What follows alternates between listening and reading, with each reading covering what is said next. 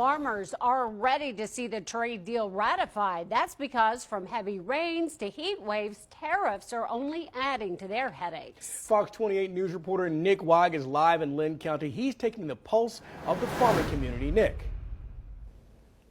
Yeah, for those who fill these bins, the pulse is a little bit elevated right now.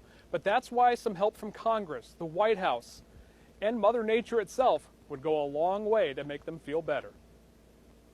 It's been a hassle all year, but it seems like it's doing really good. The view from our Skyview drone shows crops are beginning to turn the corner after a soggy and slow start to the growing season.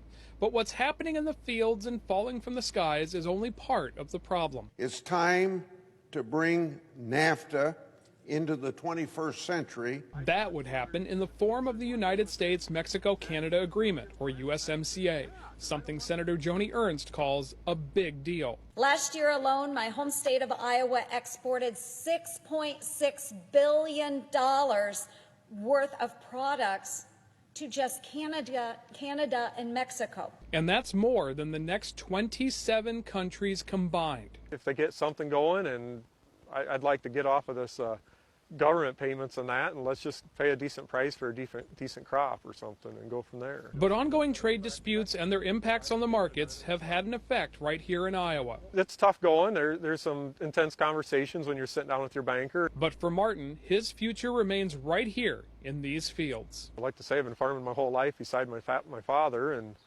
I'm guessing he's going to retire one of these days, so I guess it's on to me or my children.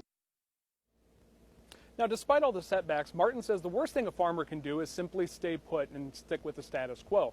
That's why he already has plans to expand this operation, with plans to add yet another storage bin later this fall.